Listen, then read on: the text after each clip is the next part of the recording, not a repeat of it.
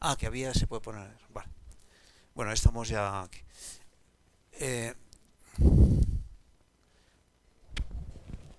entonces, el tema, no he enviado el PDF, pero lo voy a enviar mañana. Pero no lo he enviado porque digo, igual si lo envío no viene nadie. Y tiene un motivo. Eh, la, el mundo, digamos, de básico, más básico de la vida, de la bioquímica, tiene como dos grandes patas, la genética y la bioenergética, ¿no? Entonces son las dos grandes patas. Y bioenergética y bueno, derivado pues de ahí todo, la síntesis de membranas, de todo, ¿no? Sí, entonces el metabolismo lo que tiene es que es de las cosas más estudiadas y de que más se sabe desde hace muchísimos años.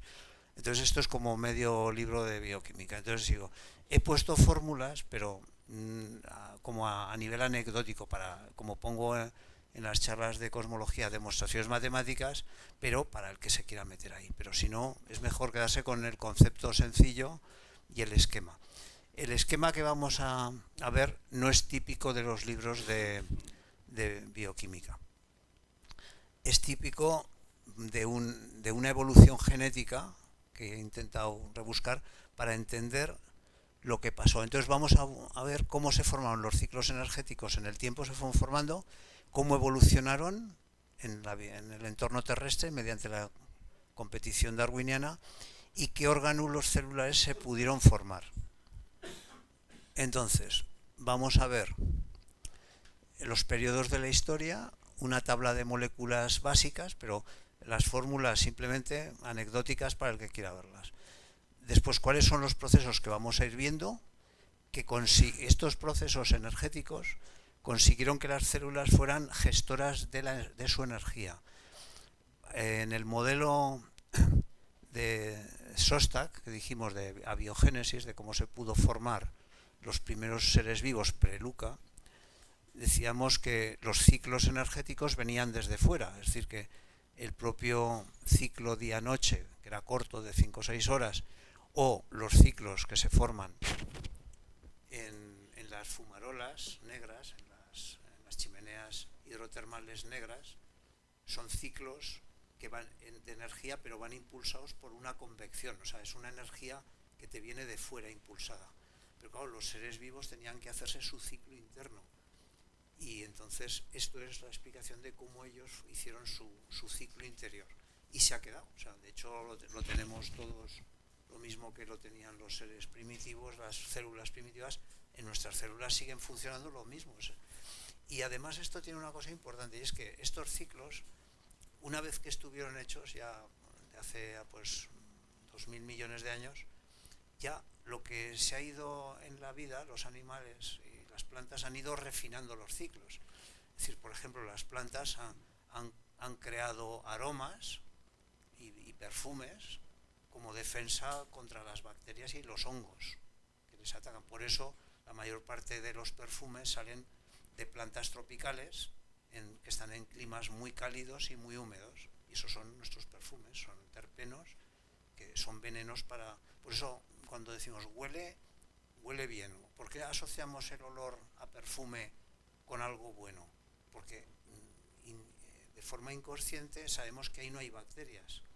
Mientras que si huele a sulfídrico y huele a amoníaco, es que posiblemente hay bacterias anaerobias, que son peligrosas. En cambio, cuando hueles a aromas, a los aromáticos, claro, estás implícitamente, ahí no hay bacterias, porque es que si hay bacterias se la carga. Porque, entonces, esa evolución fue posterior a todo esto, pero esta es la base de toda la bioenergética que se produjo y en qué tiempo. Entonces vamos a ir viéndolo, qué problemas tuvieron y cómo fueron solucionando. Posiblemente, estos son también a nivel de teorías, o sea, en algunos puntos hay discusión, en otros hay mucho consenso.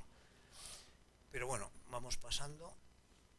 Eh, Vamos a recorrer hasta aquí, parece todo el tiempo que llevamos es prácticamente llegar hasta Luca ya tenemos el primer ser vivo consistente que tiene ya una genética con su ribosoma y tiene su ciclo muy primitivo metabólico, muy sencillito posiblemente, o sea, en base a quizás a fermentaciones a nivel de sustrato, que se llaman, o sea, fermentaciones anaerobias.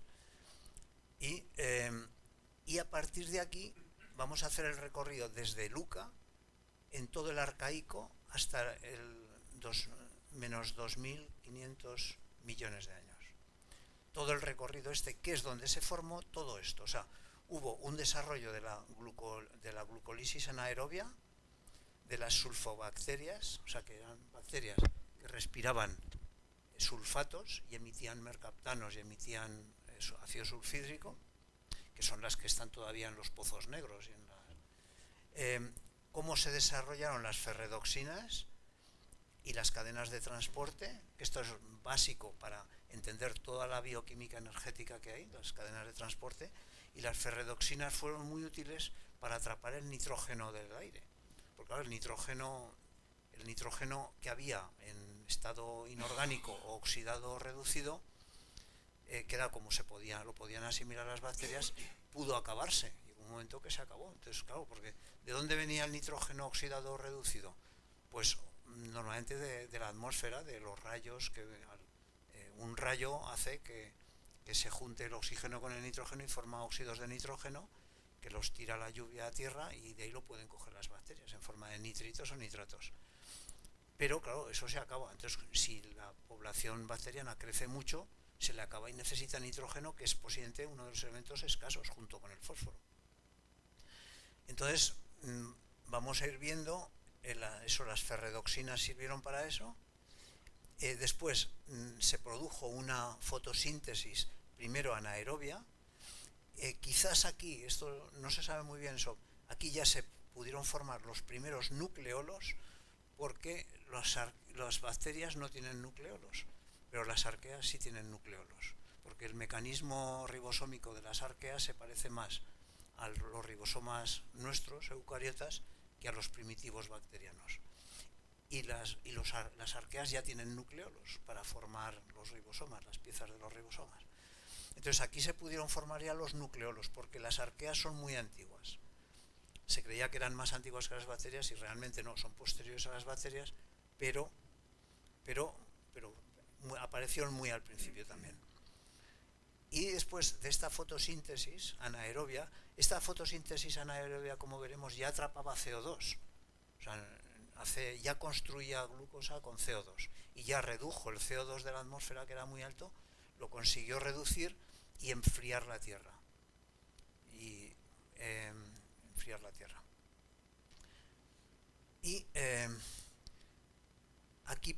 después la fotosíntesis aerobia, que sí que fue un gran cambio, cuando ya se pudo fabricar, veremos, se le añadió una pieza más a la fotosíntesis anaerobia para aprovechar mucho más la energía solar en un rango de frecuencias que la primera no podía, con lo cual se consiguió aumentar mucho la producción ya de energía. Y a continuación hubo aquí se formaron posiblemente los undulipodios, que son pues bacterias primitivas, pero que eran oscilatorias, con lo cual tenían ya movimiento en el medio, en el agua, se podían desplazar. Y de aquí salen los flagelos y los cilios, ¿no? Que después lo aprovecharon las eucariotas. Y el gran final invento fue la respiración, que es la fosforilación oxidativa, que hemos comentado en alguna ocasión. Y todo esto pasó en este terreno, aunque invita a pensar que fue el arcaico, pero hay que pensar que el arcaico es una clasificación geológica, no biológica. Lo que pasa es que la geología y la biología a veces se parecen bastante también. La geología se marca mucho con la biología y viceversa, ¿no? Entonces vamos a ver el tramo de la historia, desde 4.000 millones de años hacia atrás hasta 2.500 millones de años, donde se formaron pues todos estos mecanismos, que es lo que nosotros tenemos en nuestras células para producir energía. O sea, de hecho, la energía que tenemos nosotros en el cuerpo se fabrica en las mitocondrias. Eso lo veremos posteriormente, porque vamos a hacer una charla, la que viene, solo dedicada a las eucariotas, a cómo se formaron las eucariotas con las hipótesis que hay. Y ahí veremos pues la importancia de la mitocondria en la eucariota. Pero todo esto condujo eso a la central de energía de las bacterias y a la mitocondria. Y nosotros nos aprovechamos de esa energía. O sea, de hecho, nosotros tenemos las mitocondrias de nuestra madre. O sea, el factor energético que tenemos nosotros se lo debemos a nuestra madre, no a nuestro padre, porque los espermatozoides casi no tienen mitocondrias, mientras que los óvulos tienen pues 500 o 1000 mitocondrias. Sí. Los óvulos son enormes, miden medio milímetro. Sí, sí, sí, sí. Sí, sí, sí, que sí, que sí. Y el espermatozoide, además, Sí. las pocas mitocondrias que añade, digamos, el óvulo se las carga como Que sí, que sí. inmunológicas. Por eso, vamos a seguir, pues si no. Pero así es, así es. Entonces, vamos a llegar a eso, a la fabricación de energía con las mitocondrias. Y vamos a empezar. Aquí había bacterias y arqueas, posiblemente, pero esto lo hablaremos en la siguiente. ¿Por qué aparecieron las arqueas? ¿Por qué aparecieron unas arqueas ahora que se han descubierto hace pocos años, que son las de Aslan? Unas arqueas que tienen ya una mezcla de características, que tienen flagelos, de hecho tienen undulipodios, y ya se acercan un poco a lo que son los eucariotas, ¿no? Entonces, estas arqueas de Aslan las veremos también cómo se formaron, y las eucariotas. Pero ahora nos centramos todo en la producción de energía, que es mucho material lo que hay. Vale. Bueno, los elementos básicos. Aquí fórmulas como si no se vieran, vamos, simplemente las he puesto por curiosidad, si alguno la quiere ver, pero destacar que las moléculas clave de las que vamos a estar hablando todo el tiempo es el ATP, que ya ha salido montonadas de veces, que es la moneda de cambio de energía, pero que no conserva energía. O sea, el ATP coge mucha energía muy rápido y la suelta muy rápido, porque enseguida se autodestruye. Eso no es una reserva de energía realmente. Entonces, junto al ATP veremos otras, porque esta es el adenosin, pero hay que pensar que la guanina y la citosina y el uracilo tienen su TP también, o sea que se pueden formar varias moléculas, pero con las bases consiguientes. Cada una lo veremos en su tipo de metabolismo. El NAD, que es un cambiador de electrones, es un óxido de reducción, el NAD y el FAD, es nicotinamida dinucleótido, adenindinucleótido. El NADP, que es el fosforado, o sea, es el coger el NAD y poniéndole un fósforo, con lo cual lo hace más potente en sus reacciones de óxido de reducción.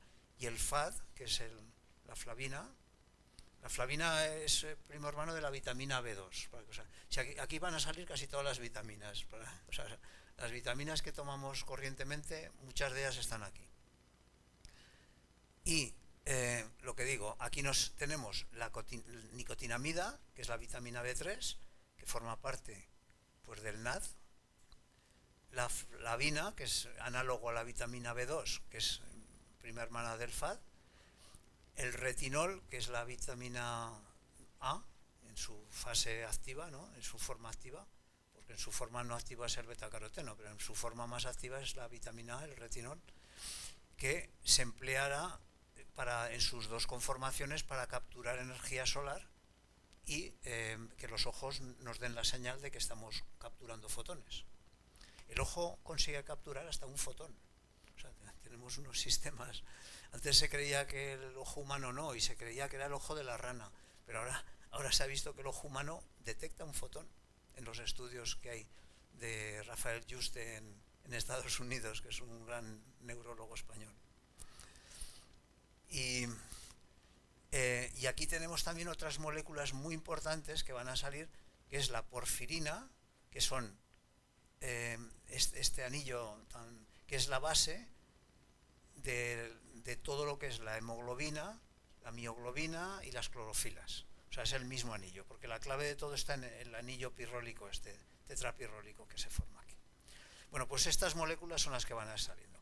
Después la mioglobina, que es el transportador de oxígeno en los músculos, es mucho más pequeñito que la hemoglobina. La hemoglobina que lleva los glóbulos rojos es mucho más grande esta molécula.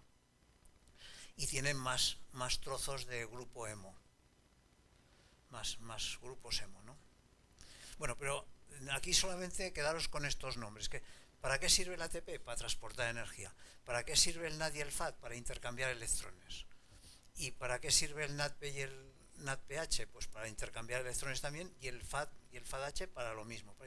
Al final es lo mismo, pero cada uno actúa de una forma más eficiente en una parte de reacciones, pero sirven para lo mismo. ¿Y el retinol para qué sirve? Pues para capturar fotones. Y estos otros, pues para capturar fotones también. Capturar fotones. Sobre todo las clorofilas, la clorofila A y la clorofila B, que nos van a salir hoy, como cuando se formaron las membranas tilacoides para capturar el sol en las plantas, en las primeras cianobacterias. Vale. ¿Qué reacciones tienen los seres vivos? Bueno, al final el esquema en la vida es esto. Aquí tenemos unos dadores de electrones, unas cosas que dan electrones de alta energía, y esos electrones poco a poco se van transformando, van cayendo de energía hasta el aceptor de electrones, que es el CO2. Y van cayendo en escala, pues van formándose alcoholes por grados de oxidación.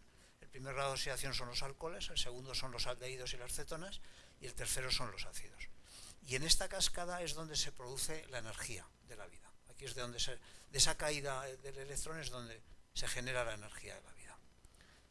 Esto lo hemos visto también en la física de la vida, veíamos igual que suben arriba el nivel de electrones y a medida que va cayendo se va produciendo la salida de energía libre de función de Gibbs para que la aproveche el ser vivo y organizarse internamente. ¿Qué tipos de reacciones tenemos en la vida? Pues poquitas, no hay muchas, muchas menos que en química, vamos, la química tiene muchas más reacciones que esto, pero aunque son poquitas, pero es como en informática, que solo hay dos números, el 0 y el 1, pero da mucho de sí después, ¿no? Pues aquí pasa igual, son poquitas reacciones, pero dan muchísimo de sí. O sea, hay unas reacciones que son de despolimerización, que es que simplemente se rompe el polímero este polímero, que es de fosfatos, de 3 fosfatos encadenados, se parte. Esa es una reacción básica que al partirse forma los 3 fosfatos, forman 2 fosfatos y uno libre, que queda libre, y esto produce 3 electronvoltios. Esto es mucha energía. Esto es mucha energía. Y esta es la energía que nos va a circular por todos los seres vivos que existen. Desde bacterias hasta nosotros, plantas, todo. Vale. Otra reacción es la contraria. En lugar de la despolimerización, que es la que da la energía, es la polimerización, es la formación del ATP. Esto es lo que tratan de hacer todas las reacciones que vamos a ver hoy. Porque se supone, y esto son hipótesis no comprobadas, que los primeros seres vivos posiblemente comían ATP. Porque claro, había un chaparrón de moléculas que se formaban en los combinados de la atmósfera y las zonas calientes, y posiblemente ellos cogían ATP directamente, pero claro, posiblemente se les acabó. Entonces tuvieron que empezar a inventar formas de fabricar ATP. La primera de todas es la fosforilación anaerobia, que es la primera que vamos a ver, que son las fermentaciones básicas, o sea, las primeras fermentaciones. Ese es el primer invento. Entonces, esta fabricación es ya lo primero que tuvieron que hacer los seres vivos. Como me quedo sin ATP, que es de donde saco la energía, tengo que fabricar ATP o me muero. Entonces esto es lo primero. Y entonces hay dos tipos de fosforilaciones. A nivel de sustrato, que es la de Erdős-Meyerhof, que la vamos a ver ahora, o la fosforilación oxidativa, que es la que hacen nuestras mitocondrias. Que esa es la mayor fuente de energía, esa es la que nos enciende la vida, ¿no? Realmente a nosotros, ¿no? Que es la respiración de las mitocondrias, la respiración que... ¿Vale? Entonces, son reacciones muy complejas. Yo voy a dar un poco el perfil general, porque esto no puedes meterte en esto, vamos, ni lo sé yo, me costaría mucho.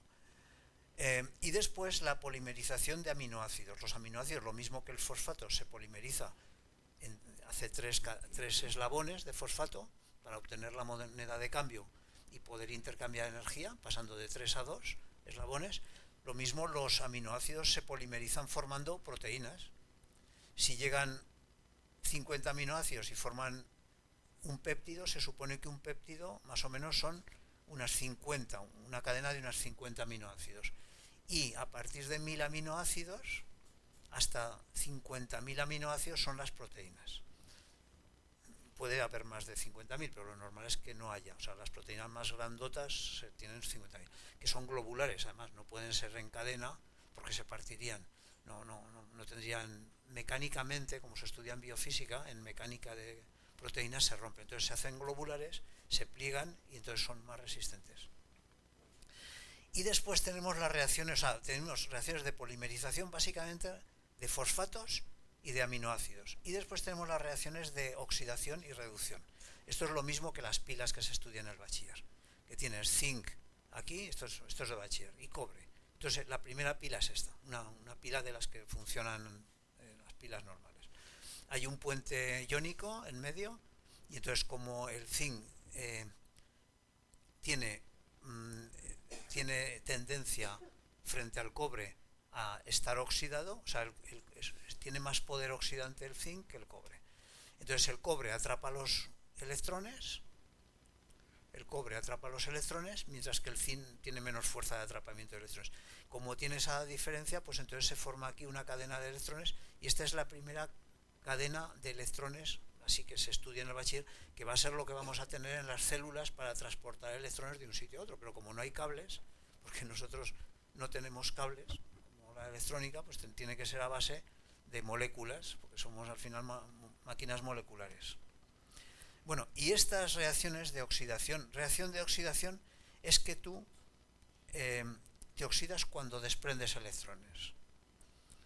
Y entonces, eso es una oxidación. Entonces, las más comunes son las del NAD, el FAD y el NADP, que se transforman, lo que hemos dicho, en NAD, en el NADH, el FAD en el FADH y en el NADP en el NADPH. Entonces, cada una tiene su potencial diferente y por eso, como la vida se ha perfeccionado casi a lo máximo, pues utiliza unas de una manera, otras de otra, para que nos funcione el cuerpo a toda velocidad y con toda producción de energía. Y las de reducción es lo contrario, es ganar electrones. Reducirse es ganar electrones. Es lo que hace el zinc. O sea, el zinc se deposita, aquí el cobre pierde electrones aquí y el zinc. Pasa que esto va al revés, ¿eh? Esto lo he puesto al revés. Esto me he equivocado aquí. Lo corregiré, mira, lo corregiré. Esta flecha va al revés. O sea, en esta situación el cobre se forma cobre metal, mientras que el zinc se forma zinc catiónico, ¿no? Esto me he equivocado. Perdonar y bueno, por eso no lo he mandado porque lo tengo que recordar. Pero bueno, oxidarse es ganar electrones. Oxidarse, perdón, es perder electrones. Reducirse es ganar electrones. Y esto es lo que tenemos en todo el cuerpo para fabricar energía. Así nos va a ir fabricando la energía. Vale, entonces aquí tenemos el famoso ATP. El ATP, que tiene esta fórmula, ¿qué pasa? Que se parte por aquí y entonces al partirse produce energía, 0,3 electronvoltios de energía libre, o sea, energía ordenada, y esta la va a aprovechar todas las partes del cuerpo para funcionar. O sea, el funcionamiento de la maquinaria energética viene de aquí, de esta moneda de cambio. Lo mismo que tenemos el adenosín, tenemos el citosín, que sirve sobre todo en síntesis de lípidos, en el metabolismo de lípidos, el guanidín, sobre todo en lo que es metabolismo, anabolismo y catabolismo de proteínas, y el uridín trifosfato para los azúcares. O sea, más o menos es esto. Y para la síntesis de ARN y ADN se emplean todos a la vez, el ATP y todos los demás. Pero vamos, por grupos más o menos de nutrientes sería para lípidos el citosín, la proteína es el guanidín y azúcar es el uridín. Y empezamos ya con la primera que hicieron las primeras bacterias, se supone, lo primero que inventaron cuando se les acabó. O sea, posiblemente hubo una crisis de estos ATPs, ¿no? Del ATP, del CTP, del UTP. Entonces se quedaron sin eso y claro, tenían que funcionar. Entonces tuvieron que desarrollar alguna cosa para empezar a fabricarlo. Y parece que lo primero que se hace, las reacciones más primitivas que hay, la tienen los clostridios. Los clostridios son como cerillas. Cuando se hace una foto al microscopio es como si vieras cerillas que has tirado en un papel. Estos son anaerobios estrictos y son responsables pues de cosas muy fundamentales en la vida. Los clostridios, por ejemplo, son los que atrapan nitrógeno, o sea, en condiciones anaerobias. O sea, tienen reacciones que sin ellos posiblemente no habría vida. Bueno, pues ¿qué inventaron estos señores, los clostridios? Pues inventaron dos reacciones encadenadas. Una primera que producen ATP mediante esta glucólisis de Meyerhoff, se llama, o a nivel de sustrato, que se llama también anaerobia. Es una formación de ATP por vía anaerobia, cuando no había oxígeno. Se supone que es muy primitiva porque es estrictamente anaerobia. Esta nuestras células la están haciendo en nuestro citosol constantemente. En el citosol de nuestras células esta reacción está ocurriendo constantemente. Pero el problema que tiene es que produce muy poquito ATP. O sea, es una reacción que coge glucosa del medio, se supone que habría azúcar, puede hacerlo con más azúcares, pero he puesto el caso de la glucosa, que es el más estudiado. Y lo que hace es que la glucosa la transforma en ácido pirúvico, que es este es el ácido pirúvico. Sí. Y entonces fabrica dos moléculas de ATP, coge ADP, que había caído al nivel bajo de energía, le asocia un fosfato y forma ATP. Y ya tenemos la moneda de cambio para vivir, por lo menos, para vivir en condiciones precarias, pero ya podían vivir. Pero para hacer esto siempre va a necesitar el NAD, o el NADP o el NAD. Pues son las mismas moléculas, van a estar saliendo todo el rato. Y forma un intermediario que es el ácido pirúvico, que es muy importante. Después hablaré del metabolismo nuestro, de nuestra especie ya, de los mamíferos, para que veáis que también estas reacciones siguen funcionando igual. O sea, el ácido pirúvico lo tenemos cuando hacemos digestión de glúcidos, no se nos forma ácido pirúvico, además en el citosol igual, con estas reacciones estas se han mantenido, desde que se inventaron no se han perdido. Y después coge el ácido pirúvico, el piruvato, y lo transforma en lactato. Estas son las fermentaciones con las que se fabrica el yogur, y el kéfir, por ejemplo, es esto. O sea, son bacterias de la época que ya fabricaban yogur entonces y kéfir. Y también hay más fermentaciones, no solamente los lactobacilos y los termobacilos, sino que está también la fermentación etanólica, la butírica. La butírica es cuando, esta ocurre mucho en las fábricas de quesos, porque hay unas bacterias que se transmiten, que forman ácido butírico, hincha los quesos y sale olor malo, muy malo, es olor a queso malo, olor a pies, por decir así, ¿no? ¿Eh? Sí, sí. Pero el butírico es el olor al queso malo, ¿eh? Yo estuve trabajando en una fábrica de quesos que me contrataron para mejorar una empresa de quesos bastante grande, no voy a decir el nombre porque la conocéis todos. Y estuve trabajando porque tenían muchos problemas con el ácido butírico. Y era porque las vacas comían en el mismo sitio donde muchas veces estaban los excrementos. Entonces se reciclaban las mismas bacterias butíricas. Entonces salía la leche con estas bacterias butíricas, y cuando el queso estaba curando, una vez que ya el queso lo han prensado y lo han pasado por sal, muera y todo, lo ponen a secar durante 2 o 3 meses en un almacén. Pues entonces se hinchaba. Y era porque tenían que cambiar las vacas de sitio. O sea, decir, nunca hagas que una vaca paste donde come, o sea, donde hace los excrementos, porque entonces si coge una infección se lo comen todas después, y infecta. Tenían que tirar a lo mejor un lote entero, o sea, como estaba infectado un lote entero, podía tener a lo mejor 2000 quesos, pues 2000 quesos a la basura que no se podían vender. Y entonces, pues bueno, es una anécdota, lo digo porque las anécdotas es lo que más se recuerda después. Y la maloláctica también, y estas reacciones nos están ocurriendo actualmente en el citosol de nuestras células, y es por vía anaerobia. O sea, nosotros en la célula tenemos la fabricación de energía más gorda, que es en la mitocondria, y después en el citosol hay un poquito de fabricación de ATP, que es la iniciación de todas estas reacciones, ¿vale? Entonces, estas fermentaciones son formas muy ineficientes de metabolismo, pues generan como mucho 2 o 3 moléculas de ATP frente a la respiración, que vamos a ver, de la mitocondria, que produce en torno he puesto 36 fijas, pero es en torno a 36, porque depende, en algunos seres es más, en otros es menos. Bueno, quedaros, esta es la primera reacción posiblemente que se inventó en la vida, que es fabricar un poquito de ATP a partir de los azúcares que había por ahí residuales que podían coger los primitivos bacterias con ayuda del NAD y el FAD, como siempre. ¿Qué más pasó? Bueno, ¿qué otra crisis pudo haber allí? Bueno, dada que la energía, el nitrógeno atmosférico son dos átomos de nitrógeno unidos por un triple enlace, es decir, están unidísimos. Para separar dos nitrógenos, los dos átomos, hace falta una energía brutal. Entonces no hay capacidad normalmente de separar el nitrógeno.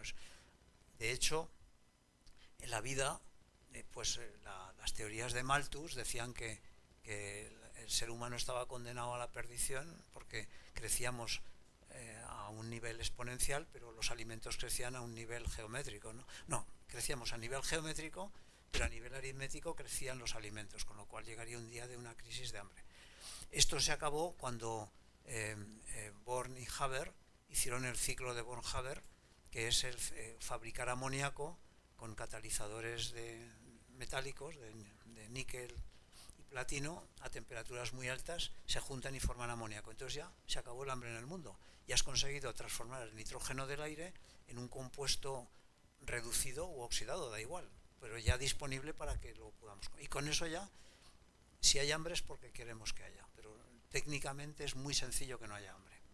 Entonces, pero claro, las bacterias no tenían el ciclo de Born-Haber.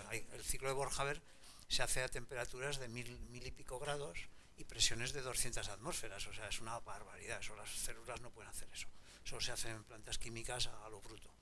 Pero claro, las bacterias son mucho más finas, necesitaban hacer eso mismo, pero de una forma suave, como hace toda la vida, ¿no? De forma muy suave.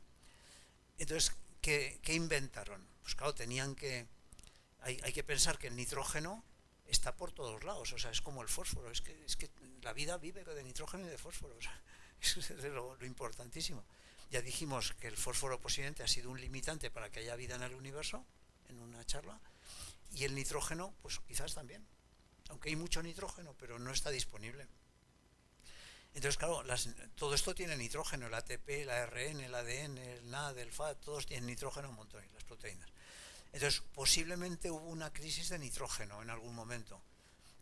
Aquí seguimos la teoría de Prigogine, que el mundo se mueve cuando hay una crisis. O sea, la crisis es la fuerza que mueve el flujo de generación de funciones. Pues aquí pasó lo mismo. Posiblemente se cree que pudo haber una crisis muy grande de nitrógeno, y entonces las bacterias necesitaron construir algo. Pero hay una cosa muy curiosa, que además estuve en una charla de uno que está estudiando el origen de la vida, y hablaba de esto de las ferredoxinas.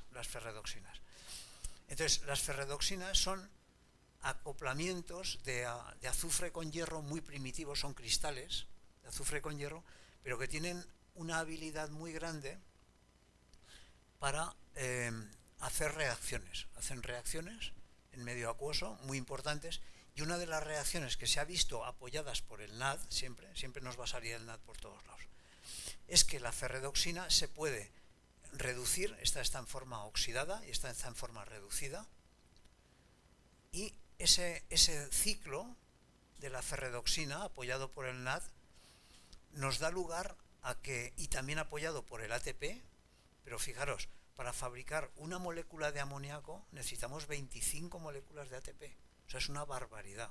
Claro, es que, ¿por qué 25? Porque es que para romper el nitrógeno, que está unidísimo, tiene 170 kilocalorías por mol, que esos son 7,4 electronvoltios, como cada molécula de ATP nos da 0,3, pues dividiendo 7,4 dividido entre 0,3 salen 25 moléculas de ATP para romper una molécula de nitrógeno.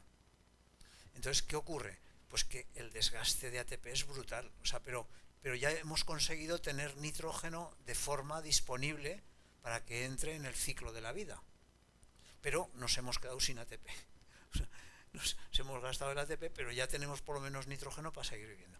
Entonces, las ferredoxinas tienen, en las primitivas hay muchas, pero más o menos suelen tener este núcleo, que está aquí pintado en el centro, rodeado de proteínas que le ayudan a que haga el papel, porque al final las proteínas son siempre colaboradoras de las reacciones básicas, ¿no?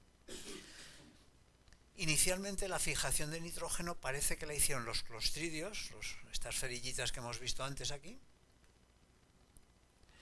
y después las cianobacterias.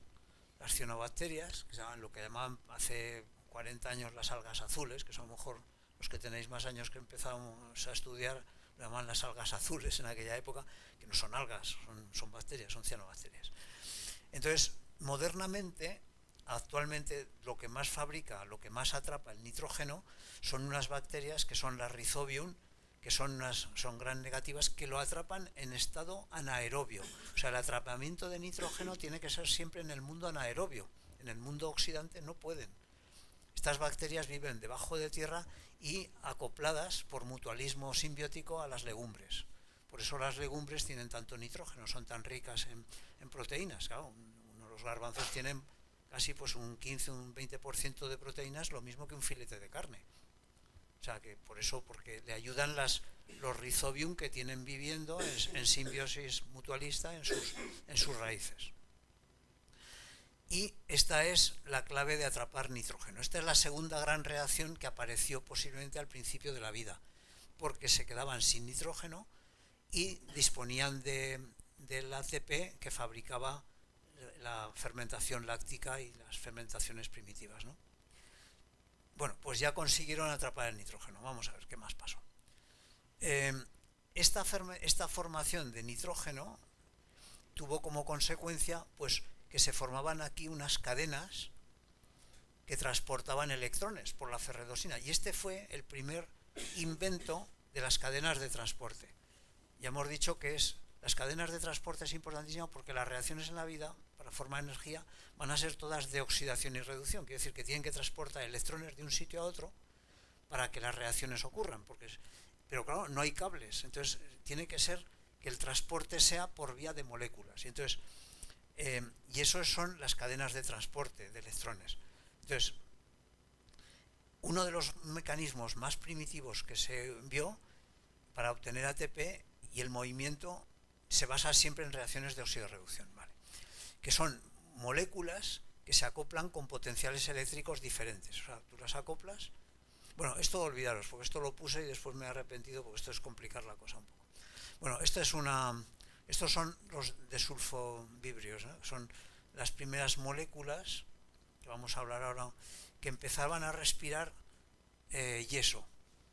Ellas respiraban sulfatos. Era el elemento oxidante que tenían para producir las reacciones de oxidación, eran los sulfatos de los yesos, y respiraban yeso realmente. Cogían yeso y lo transformaban en mercaptanos o ácido sulfídrico y lo eliminaban, y esas son las que actualmente están viviendo en los pozos negros y en las zonas anaerobias.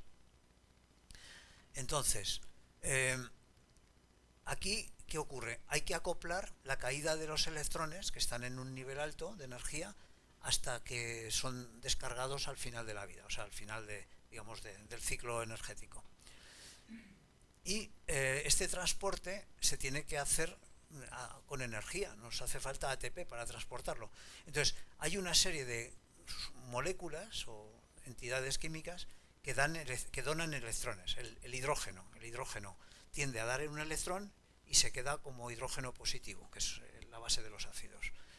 El CO, lo mismo. El óxido nítrico también, el sulfuro, el hierro 2. Esto veremos después que con el hierro 2 se formó unas formaciones geológicas muy interesantes, que son las de hierro bandeado, por ciclos de más o menos oxidación que había en la Tierra. Y fueron unas formaciones que pertenecen a esta época, a la época del arcaico, que después ya nunca más, porque ya cuando ya la atmósfera era oxidante, ya el hierro se oxidó todo a hierro 3, pero no da bandas. Las bandas eran ciclos de más oxidación, menos oxidación, según años, según épocas. Lo mismo que hay bandas en los árboles con las vetas que tienen, ¿no? Con el cambio, ¿no?, de los árboles. Pues aquí lo mismo. Entonces, el NAD y el FAD también dan electrones. ¿Quién acepta electrones? Pues estos, el NADP, el FADP, el CO2, el hierro 3, el sulfato y el nitrato. ¿Y qué transportan los electrones de un sitio a otro? Pues en la vida lo que había, las moléculas que se empleaban muy primitivamente, pues estas moléculas, estos aceptaban, y ¿quién los transportaba? Pues los transportaba la ubiquinona, que es la coenzima, esto en nutrición ya nos sale otra vez, la coenzima Q10, hay gente que la toma porque va muy bien para estar más sano y tal. Pues aquí tenemos un ejemplo de, como si fuera una vitamina, a efectos reales, ¿no? Ubiquinonas hay muchas, depende de la longitud que se le ponga a esta cadena. Se llama coenzima Q10 porque tiene 10 eslabones que son dobles enlaces alternos. Siempre recordar, que esto lo hemos comentado en alguna charla anterior, que cuando los dobles enlaces son doble enlace, enlace simple, doble enlace, se forman una conjunción, se hace entre todos ellos se forma una nube electrónica que hace que el electrón, en cuanto se lo metes por un lado, sale por el otro, instantáneamente, como si fuera un cable eléctrico.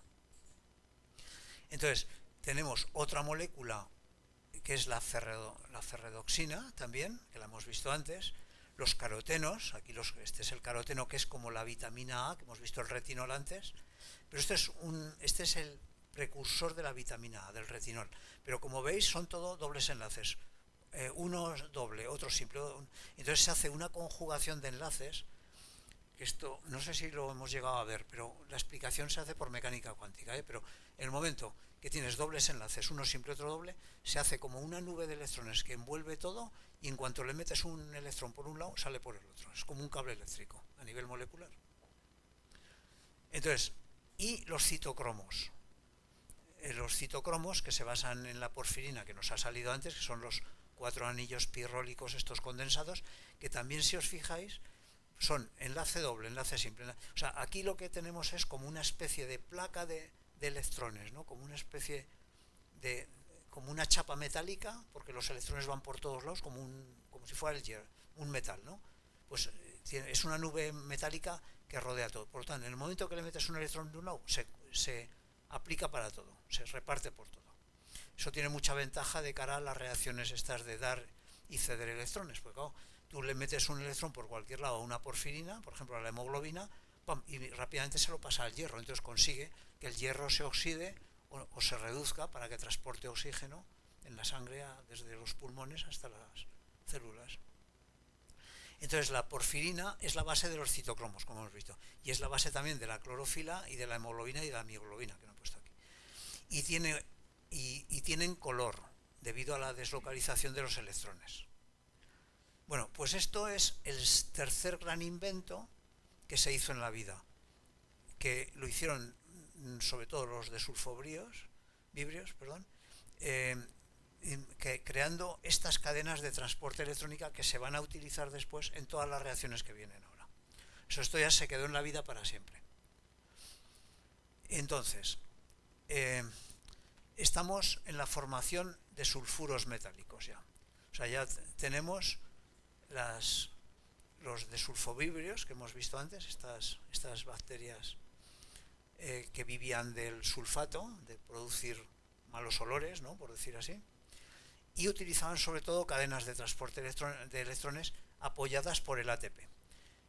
Y esto remontó la vida, que era muy precaria y estaba quizás al borde de la extinción, es lo que se preguntan algunos, ¿no? Porque claro, faltaba de todo.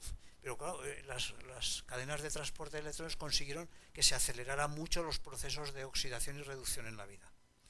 Entonces, se produjo junto a la fermentación en las paredes bacterianas y tuvo mucho éxito las cadenas de transporte electrónicas, y en todas las bacterias y sobre todo en las eucarias, que nosotros en las mitocondrias, en las crestas mitocondriales y las matrices mitocondriales es la reacción típica que ocurre. Y en las membranas tilacoides que tienen los vegetales, ¿no?, para atrapar la energía del sol. Y aquí en las membranas mitocondriales y por tanto en todas las fotosíntesis aerobias, anaerobias y en la respiración, que vamos a ver ahora. Vamos a entrar ahora en las fotosíntesis y en la respiración, que son las últimas dos grandes reacciones que nos quedan para acabar de explicar toda la bioenergética en la vida. Y ya a la vida le queda muy poquito, porque ya una vez que hizo esto, pues ya pequeñas reacciones para formar venenos para matar, o antibióticos para matar unas células a otras, o los perfumes de las plantas para matar bacterias que no las infecten, como hemos dicho, o los venenos de las setas y las plantas para que no se las coman y no los infecten. Pero ya solo quedaba eso, pero lo gordo de la vida ya estaba inventado. O sea, nos queda solo la fotosíntesis y la respiración. Y vamos a ver dos fotosíntesis, la aerobia, las anaerobias primero y la aerobia. Muy probablemente, esto sí que también lo voy a nombrar, estas bacterias, los de sulfovibrios que hemos visto, que respiraban sulfatos, o sea, los yesos, básicamente, sulfato cálcico, y transformaban el lactato en ácido acético y exhalaban sulfuros.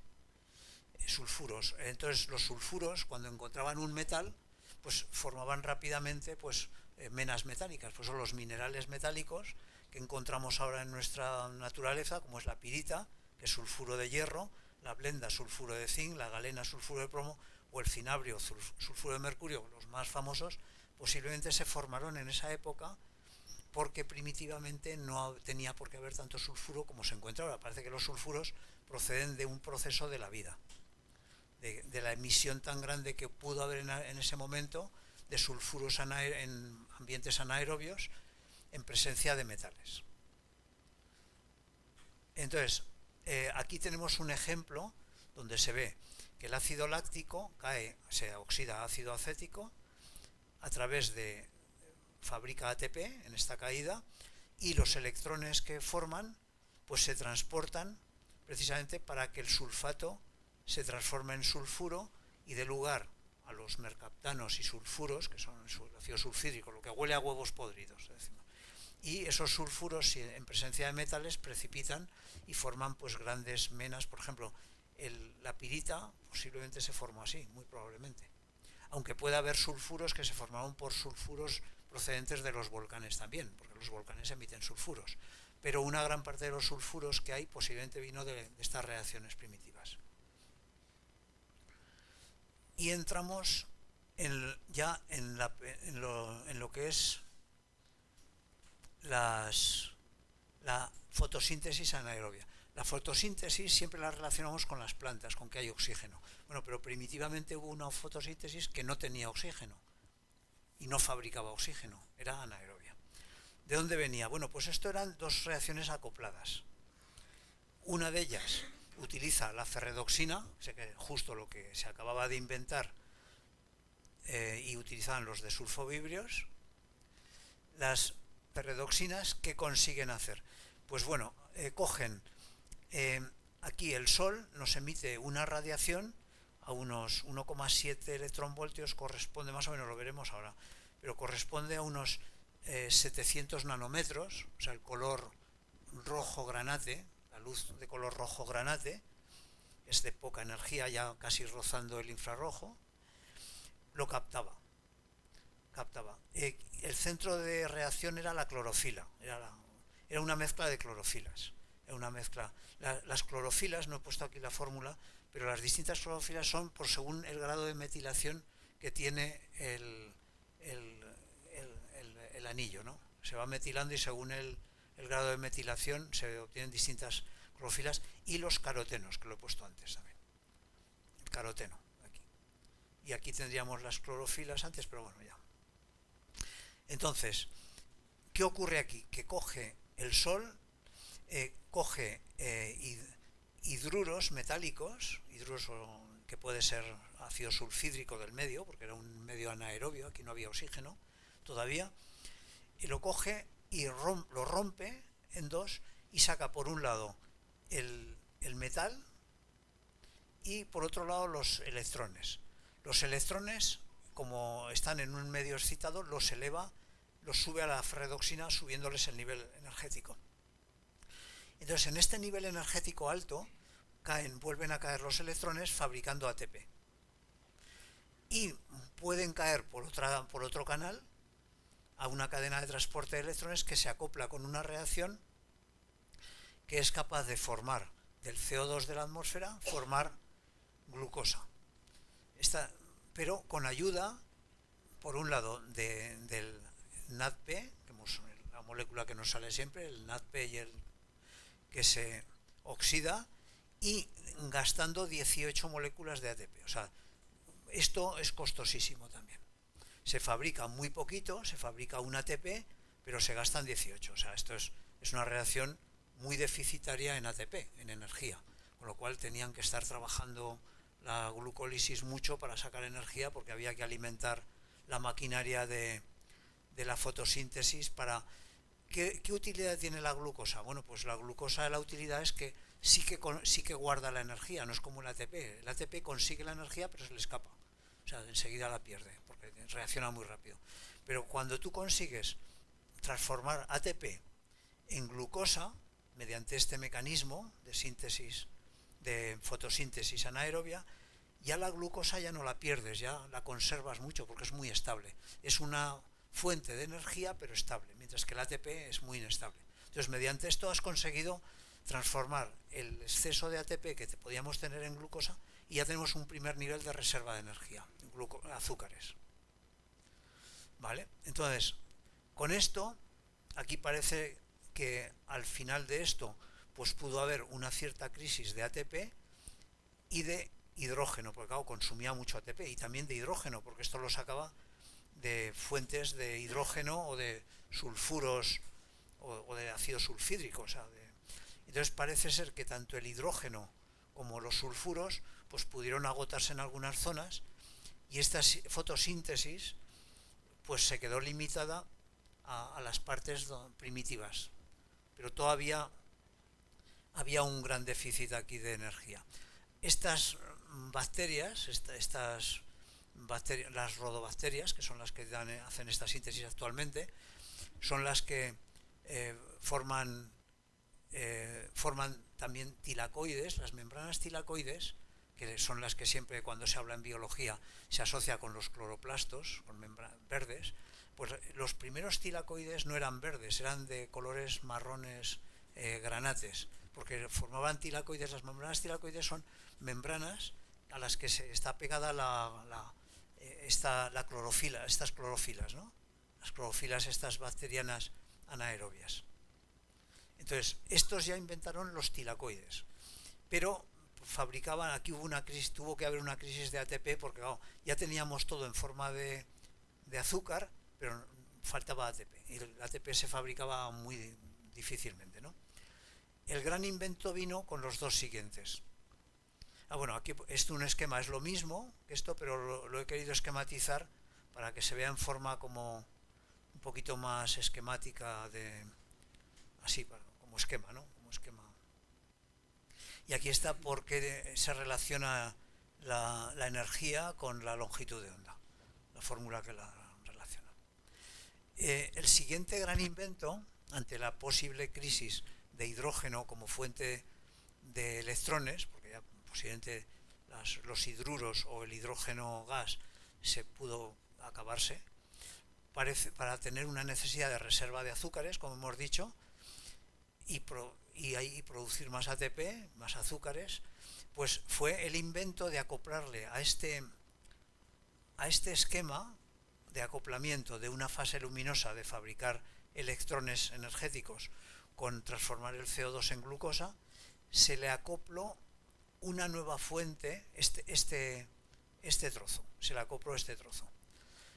Es decir, otro centro de reacción, en lugar del primitivo centro de reacción de 1,77 electronvoltios que hemos visto antes en las anaerobias, pues unas primitivas bacterias, las cianobacterias ya, pero claro, hubo un tránsito que no fue muy evidente, porque en este tránsito hubo bacterias que eran lo que se llaman bacterias facultativas, es decir, que pueden actuar en forma anaerobia o en forma aerobia. Hay una, por ejemplo, muy normal, que la ves mucho en los libros, que es la oscilatoria liminaria o algo así se llama.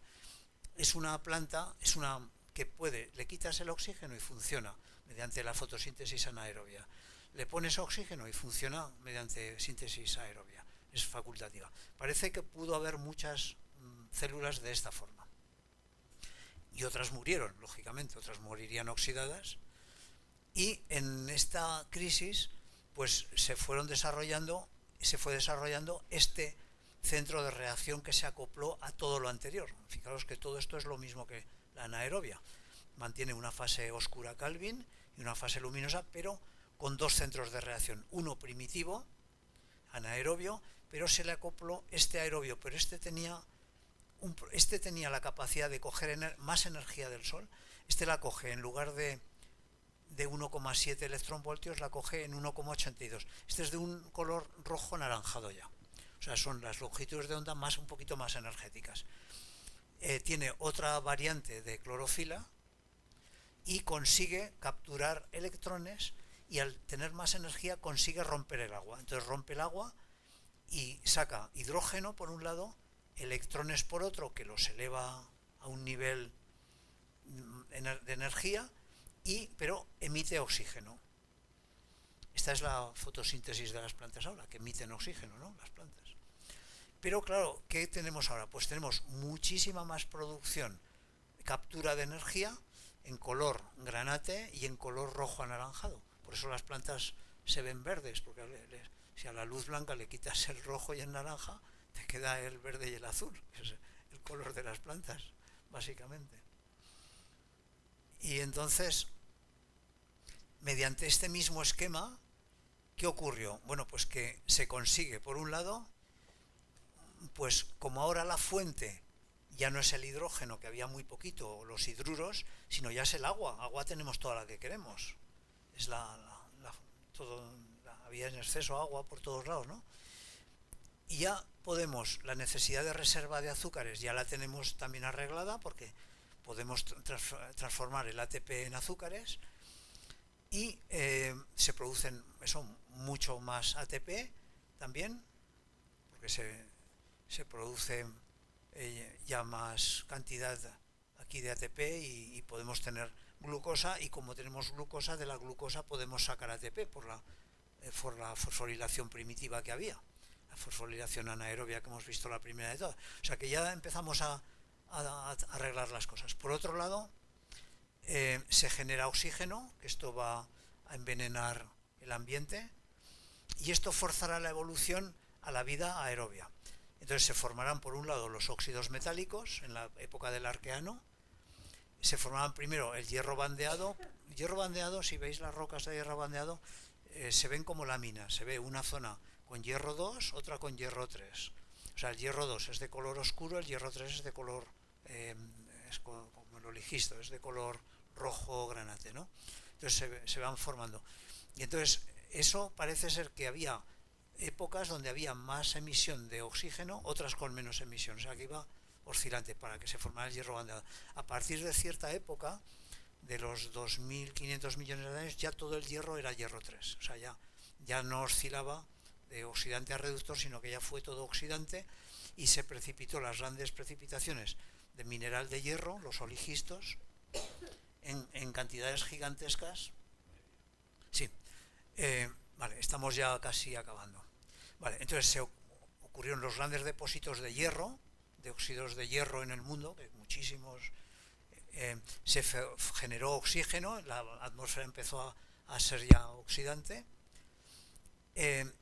Evoluciona la vida aerobia y se empezó a formar el ozono estratosférico, con lo cual se empezó a proteger a la vida de la radiación ultravioleta. Y para esto pues tuvo que haber también cambios en la vida.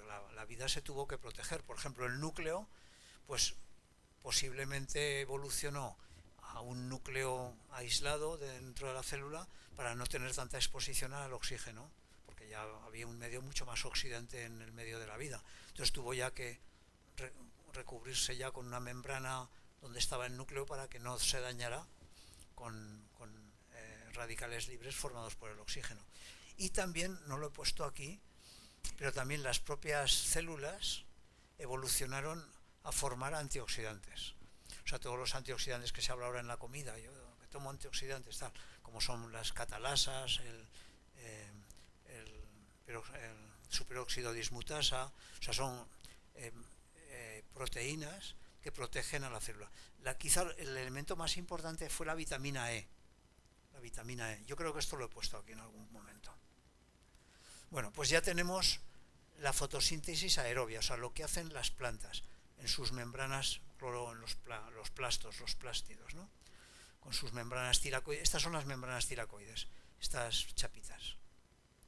Y ya absorben en el fotosistema 1, absorben la luz de color granate y a 700 nanómetros, y el fotosistema 2, que es el invento, la evolución que hay, el centro de reacción 2, que este fue el gran invento, que ya es el que produce el oxígeno, ya absorbe en el rojo un poco anaranjado, a 680 nanómetros, y emitiendo oxígeno. Aquí he puesto el mismo, pero en esquema, para que se vea un poquito más esquemático. Y aquí destacando, pues ya tenemos una fuente inagotable de electrones, o sea, que lo sacan del agua, con lo cual ya fuente inagotable. Ya tenemos el agua, que hay toda la que queramos, ya no van a faltar electrones. Pero ahora lo que nos falta es el ATP, como siempre. O sea, aquí oscilaba, tan pronto falta una cosa, ya teníamos el nitrógeno, teníamos los electrones, ahora nos falta ATP.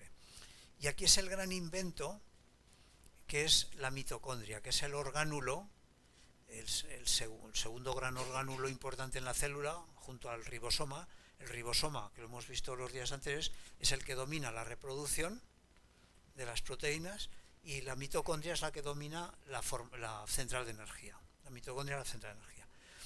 Entonces, parece ser que las mitocondrias, aunque lo veremos con mucho detalle cuando veamos por qué se formaron las eucariotas y cuál es el mecanismo, claro, parece que es un orgánulo que era una bacteria especializada en hacer esto, que fue invaginada por otra bacteria para conservarla. Entonces, el mecanismo ese ahora está muy en estudio, pero vamos, hay un consenso de que fue así.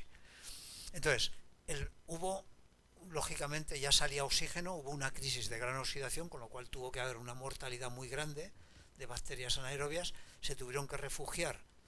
Y claro, y gracias a que se refugiaron podemos estar vivos ahora, porque todo el atrapamiento de nitrógeno del aire se hace en medio anaerobio. Si las anaerobias desaparecen, nos quedamos sin nitrógeno en la vida, porque todo se tiene que hacer en medio anaerobio. Y empezó a haber nichos bacterianos con anaerobios facultativos. Esto se ve mucho, los anaerobios facultativos, se ve mucho en las estaciones de depuración de aguas residuales. Cuando tienes el bioreactor trabajando, si se te para el motor lo que hace es que agita el agua y mete oxígeno para batirlo con el caldo allí a depurar. Entonces, cuando está batiendo, está en un estado oxidante. O sea, tú de hecho mides el oxígeno y te da oxígeno positivo, ¿no? En el momento que se te paran los motores, empieza a ser anaerobio, porque claro, las bacterias siguen comiendo, y como son facultativas la mayor parte de las bacterias de los lechos bacterianos, se pasan a funcionar de forma anaerobia, y entonces empiezan a comerse el oxígeno y te quedas sin oxígeno y empieza a oler mal. Entonces ahí se ve muy claro en las bacterias de los lechos bacterianos de las estaciones depuradoras. Entonces, ¿qué ocurrió? Que además de ser facultativos para adaptarse a la oxidación, tuvieron que inventar los antioxidantes para que no les llegara el oxígeno a las zonas delicadas de la célula. Entonces ahí es donde apareció la vitamina E, la catalasa, lo que he dicho, el superóxido dismutasa y otros catalizadores naturales. Aquí he puesto la fórmula de una de las vitaminas E, porque vitaminas E hay como 6 o 7. Estos radicales que aquí son metilos o hidrógeno o metilos, pero si os fijáis en esta cadena no son sucesivos como antes, que era uno doble, otro simple. Esta no tiene esta facultad de transportar. La vitamina E no puede transportar electrones porque no hay conjugación de dobles enlaces aquí. Esto es muy importante, porque lo ve uno así y dice, anda, mira, otra cadena de transporte. No, la vitamina E no transporta electrones, al revés. Es un lípido que cuando lo ves es como un aceite muy viscoso. Y estos antioxidantes son los que protegen, los que nos siguen protegiendo nuestras células del oxígeno. El oxígeno para nosotros sigue siendo un veneno también peligroso, ¿no? Entonces, aquí lo que ocurrió es que se mutó, se inventó, la vida inventó el ciclo de Krebs, o el ciclo del ácido tricarboxílico, que se llama tricarboxylic acid, ¿no? Que es el tricarboxílico es porque el ácido cítrico, o el ácido cítrico, son tres ramales ácidos unidos por un carbono. Entonces, esto tiene una eficacia brutal. Entonces, ¿qué hace? ¿Qué hace el ciclo este? Pues acopla tres reacciones. La primera que hemos visto, la fermentación primitiva, la más primitiva de todas, la anaerobia Epstein-Meyerhof, que se hace en el citosol. Se hace en el citosol, de aquí pasa a la mitocondria, el ácido pirúvico pasa a la mitocondria y empieza a alimentar un ciclo muy complicado, que aquí lo he simplificado mucho porque esto no hay quien lo ponga en la pizarra, te aburres de verlo. Y en este ciclo lo que ocurre es que se forma CO2, que se emite, y ese es el CO2 de la respiración nuestra, lo que nosotros tiramos por los pulmones después de respirar, pero hace aquí un acoplamiento con FAD-NAT, como son las moléculas que nos están apareciendo constantemente, fabrica ATP también aquí también se ha fabricado ATP, pero el gran invento es que cuando mete estos electrones de haber fabricado CO2, los mete a una cadena de transporte de electrones, consigue transformar el oxígeno en agua. O sea, lo que hace es que quema oxígeno de alguna manera, o sea, quema hidrógeno y lo transforma en agua. Y en esta gran reacción es en la que nos da 32 ATPs, es decir, ya se nos ha acabado la historia de problemas, ya tenemos que sale todo del agua y sale todo de la luz y ya tenemos el ATP completito. Esto es una forma sencilla de ir viendo cómo ha ido evolucionando la vida y ya estamos acá. Entonces ya empezó todo a funcionar, teníamos ya ATP de sobra, por lo tanto teníamos glucosa de sobra que se nos formaba también en la fotosíntesis aerobia, teníamos pues ya prácticamente la vida como la conocemos ahora. Estas reacciones se producen en las crestas mitocondriales y en las matrices mitocondriales. Esto lo veremos un poquito más en detalle cuando se formó las eucarias, cuando lo veamos.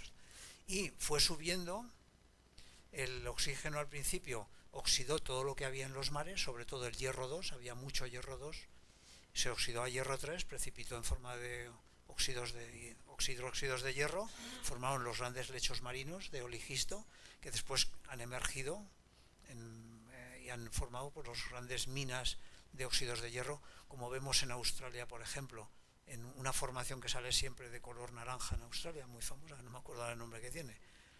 Pues eso es una formación gigantesca de hierro emergida de las épocas estas. Y el oxígeno prácticamente nunca ha pasado del 20%, porque si pasara, o del 21%, ¿no?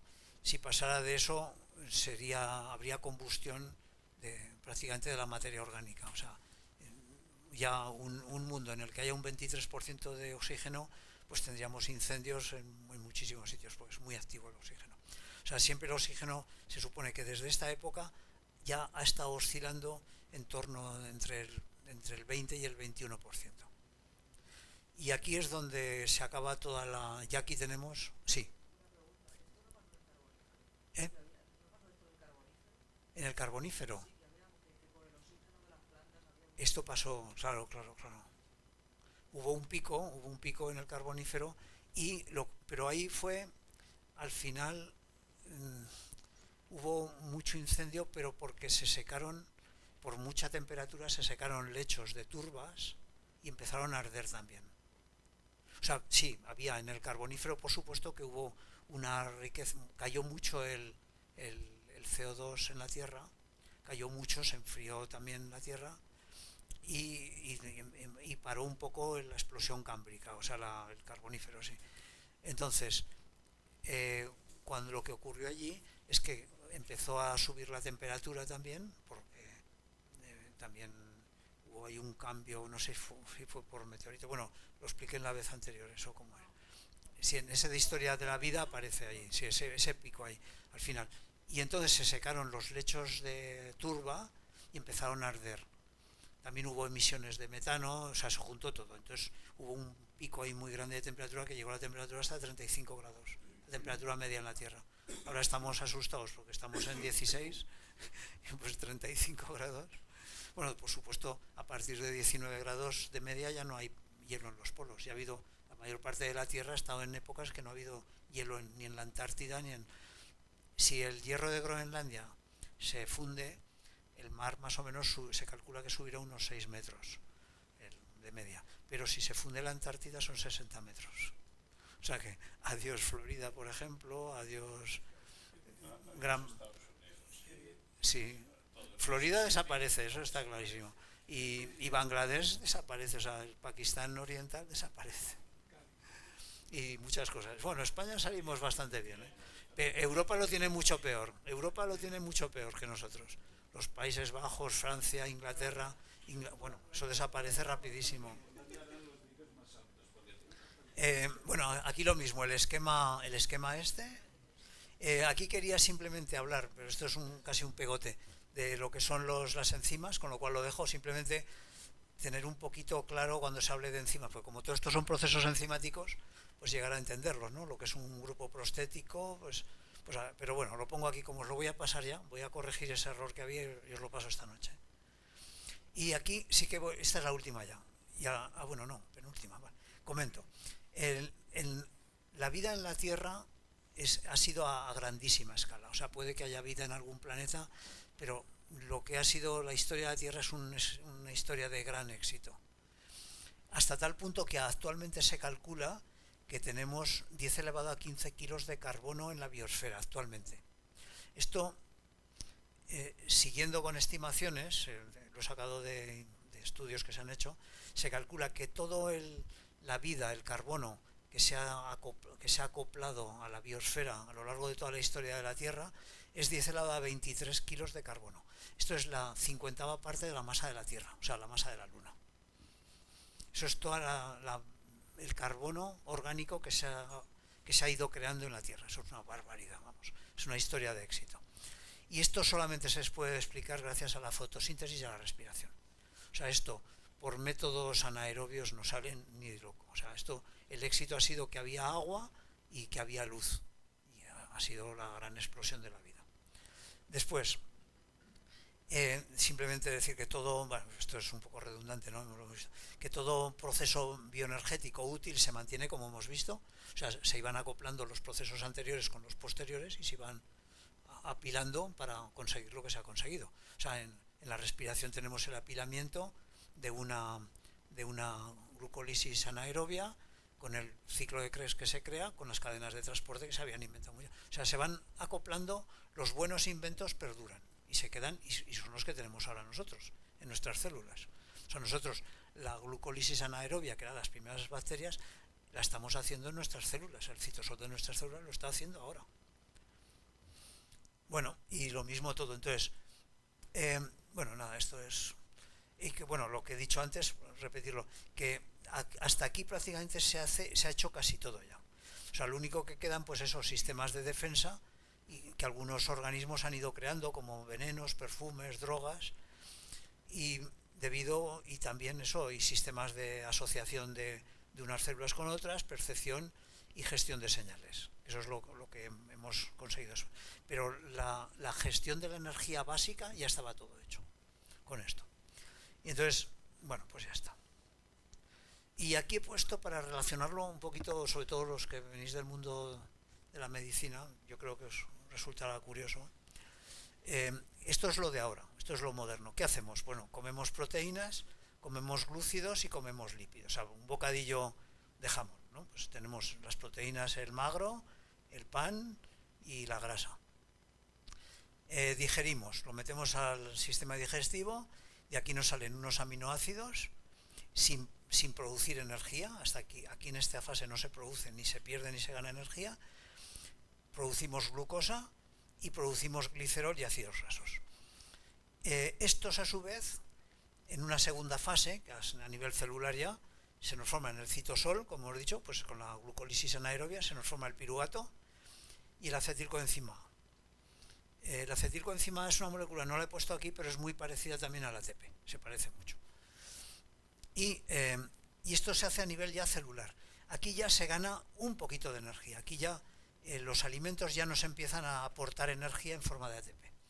Y los aminoácidos nos dan amoníaco, el amoníaco ya entra en un ciclo de eliminación porque ya nos sobra, se transforma en urea por vía enzimática, y el ciclo de la urea está acoplado al ciclo de Krebs que se hace en nuestras mitocondrias ya, que coge todos estos elementos y los transforma en CO2, en agua y en urea, y ya los excretamos, ya sacamos el agua por la respiración, y esto produce mucha energía. Esta es la energía que nos da la vida. ¿Qué ocurre? Pues que parte de estas sustancias no llegan al final, sino que una parte de estos se aprovechan para volver a sintetizar, que es el anabolismo, ¿no? O sea, para crear la materia que tenemos, para seguir funcionando. O sea, que no todo se transforma en energía, sino que una parte, pues pasamos los aminoácidos para formar nuestros propios proteínas. Claro, comemos un bocadillo de jamón, nuestros músculos no son los músculos del cerdo, son músculos nuestros, son nuestras proteínas. Entonces tenemos que coger los aminoácidos y apilarlos en forma de nuestra proteína, no de la del cerdo. Aquí ocurre al contrario, en este primer apilamiento se pierde mucha energía para hacer este anabolismo, ¿no? Esos son los anabolizantes, ¿no? Para crear músculo, pues eso.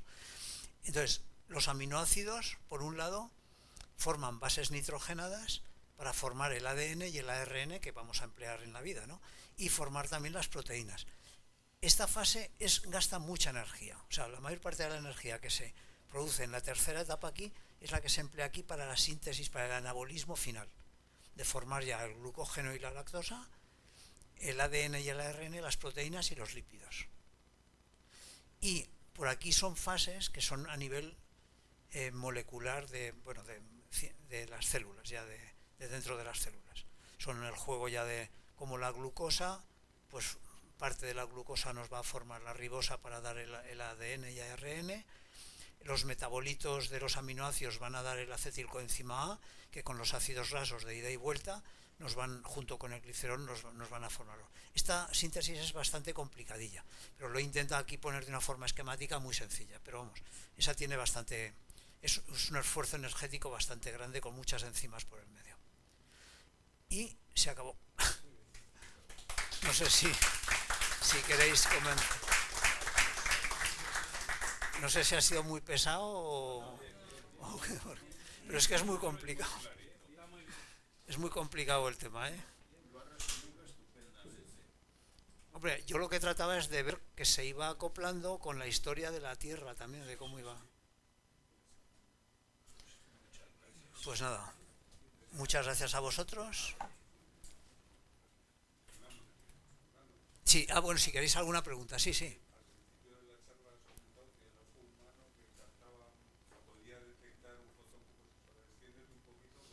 Sí, bueno, a ver, como no sale la pregunta, la digo. La pregunta es que hemos comentado que el ojo humano tiene capacidad para detectar un fotón solamente. Bueno, yo hasta hace 2 años yo había leído que tenía que ser varios fotones para que, digamos, dieran señal, ¿no? Pero he leído un trabajo de Rafael Yuste, que es un gran neurólogo que está en la Universidad de Columbia. Es un médico español, pero que de joven se marchó ya a Estados Unidos y es uno de los más prestigiosos en estudios del cerebro, de neurología a nivel cerebral. Y entonces leí un artículo de él que sí, que dice que se han podido detectar, que consigue detectar un fotón el ojo humano.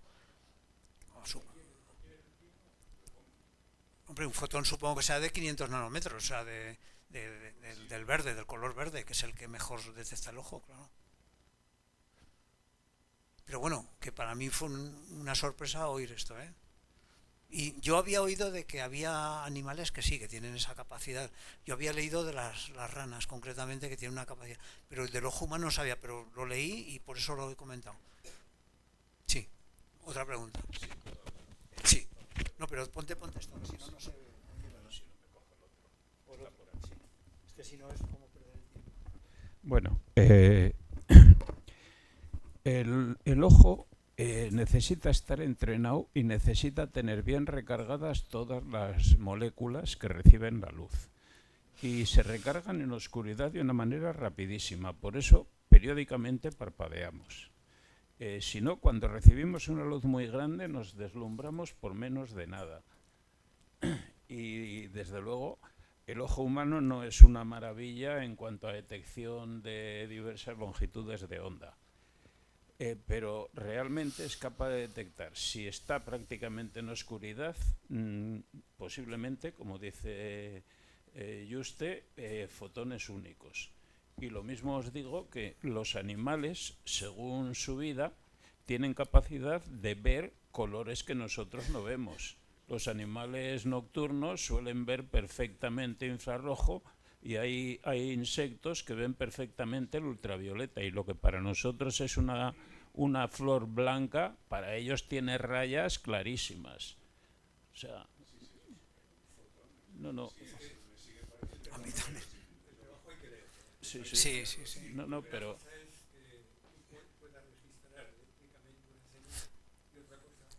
Sí, pero si no...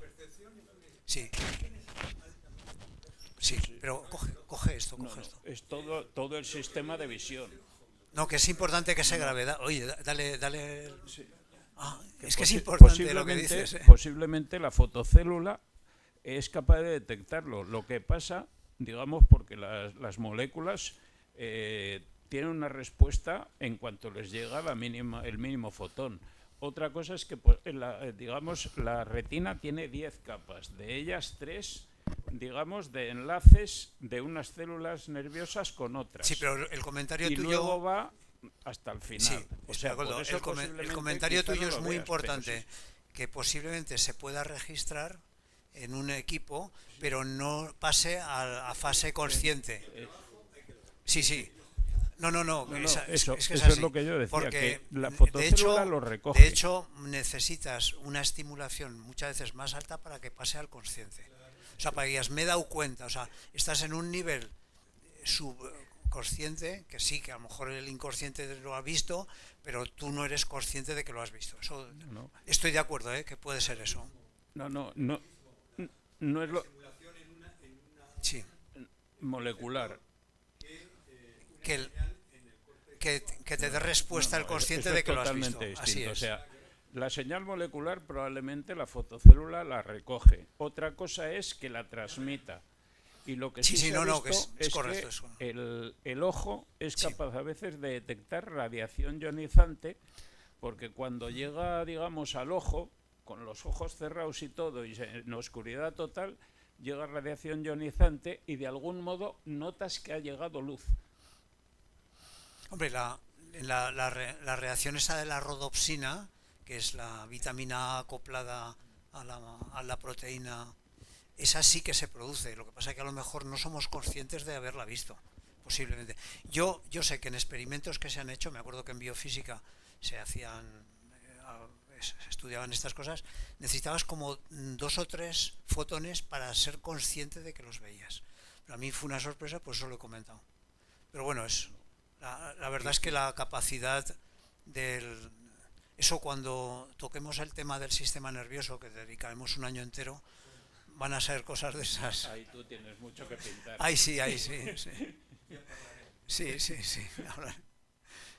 No, eso va a ser muy interesante. Sí. Una cuestión. Sí. Fernando, has hablado del nitrógeno y del fósforo como, digamos, elementos básicos de la vida. Limitantes. ¿Qué papel juega entonces el fósforo blanco, que es destructivo y es biológicamente un arma que acaba con la vida? Bueno, es que todo lo que es muy importante suele ser muy destructivo también, porque estás tocando la base de la vida. Claro. El fósforo blanco es muy activo, simplemente. O sea, hay dos tipos de cristalización del fósforo, ¿no? Que es el rojo y el blanco. El fósforo rojo es muy estable, es una estructura cristalina, creo que es hexagonal, no estoy seguro, pero es de mucha energía, con lo cual no lo movilizas fácilmente. Para hacerlo reacción cuesta mucho, porque está muy, digamos, con energía baja. En cambio el fósforo blanco no, tiene otra estructura cristalina que enseguida y se te incendia. El fósforo blanco se te incendia muchas veces a temperatura ambiente, reacciona con el oxígeno directamente, mientras que el fósforo rojo no. Ahí las cajetillas de fósforos, cuando al principio se hacían, se empezó a hacer con fósforo blanco al principio, pero claro, primero es muy venenoso porque es muy activo y porque la energía cristalina que tiene es muy pequeña, entonces reacciona muy enseguida. Entonces se hicieron los fósforos de seguridad que no tienen, que es simplemente el fósforo rojo está en la zona donde frotas, pero necesitas darle mucha energía para que salga chispa. Y el fósforo blanco es fosforescente porque reacciona espontáneamente con el oxígeno, entonces en la oscuridad lo ves brillando. Sí, pero hay que pensar que todas las moléculas que son muy básicas en la vida, son a su vez muy peligrosas también, porque estás tocando la estructura. Por ejemplo, el cianuro. ¿Por qué el cianuro es tan malo? Pues porque es la base de la vida. O sea, el cianuro es una de las moléculas más importantes que nos ha dado lugar a la mayor parte de las moléculas de la vida. La síntesis que hizo John Oro en su día, en los años 60, de aceradenina, es con cianuro. O sea, es que cuando tocas yo me acuerdo, yo estuve trabajando hace años con sustancias para el cáncer, y no me acuerdo cuál era, pero eran moléculas que te sorprendían. Dices, es que es una molécula que se emplea en la terapia contra el cáncer, pero a su vez genera cáncer. O sea, claro, es que es así, o sea, porque yo no me acuerdo ahora el nombre que tenía. Es que normalmente es que tienes la herramienta para tocar la base de la vida. Claro, el fósforo, pues lógicamente el fósforo es peligro, pues se te une las bombas de napalm, es eso, el napalm es eso, ¿no? Es sodio, creo que es aceite de palma y fósforo. Entonces, claro, el fósforo en cuanto te reacciona se te revienta todo, porque se te une al cuerpo, o sea, te quema por fuera y se te une además, te hace quemaduras porque se mete dentro. Vamos a ver, y el cáncer en el fondo son células nuestras y por eso toda la terapia contra el cáncer tiene un montón de problemas y de efectos secundarios porque ataca más a las células del cáncer, porque las células del cáncer, digamos, son muchísimo más activas, pero ¿qué pasa? Que de paso también te lesiona las tuyas propias. Entonces siempre se anda jugando con todo eso de si puedo o no puedo o cuál es el resultado. Sí. Vamos a ver.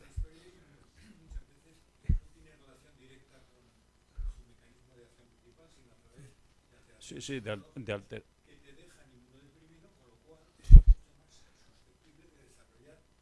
Otros. Sí. No, y que cada cáncer es una enfermedad distinta. Sí. O cogerte una infección porque no tiene respuesta. Se han cepillado el sistema inmunitario. Sí. Bueno, pues muchas